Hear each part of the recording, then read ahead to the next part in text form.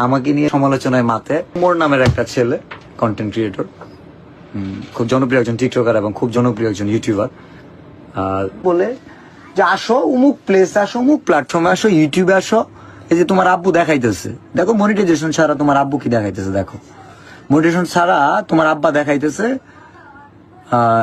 $4,203, 5,04,000 টাকা মনিটাইজেশন ছাড়া ইনকাম করে আসো, রেকর্ড করো, পারবা? This is challenge your father.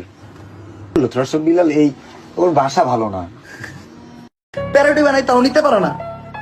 এই ছাগল, আমি প্যারোডি বানাই ইউটিউবে, এই ভিডিও আরেকজনে কাইটা ছাড়ে টিকটকে, তোরা টিকটকে দে তার কমেন্টে নিচে গাইলা, টিকটকে দে তোরা ভিডিও বানাত, কারণ মানে আমি ইউটিউবে ভিডিও বানাই, ইউটিউবে খেলো আমার লগে তা পারবো না, ওরা যে খেলে টিকটকে, কারণ টিকটকে আইটা ভিডিও বানাইলো ভিউয়ার, ইউটিউবে খেলো, আমি ইউটিউবে খেলাম, ইউটিউবে খেলো, আমি কিন্তু ওই ভিডিও ফেসবুক পেজেও ছাড়ি না। আমার একটা নীতি কি জানেন, আমার ইউটিউবের ভিডিও আমি খেলে ইউটিউবে ছাড়ব, আমার টিকটকের ভিডিও টিকটকে ছাড়ুন, ফেসবুক পেজের ভিডিও ফেসবুক পেজ আর ইউটিউবের শর্টস চ্যানেলে ছাড়ুন। আমার কিন্তু আলাদা আলাদা কন্টেন্ট, আলাদা আলাদা চ্যানেল। আমি কিন্তু কোনো সময় টিকটকে যে প্যারোডি ক্যারেক্টার প্লে করি না, আমার টিকটকের কন্টেন্টই আলাদা।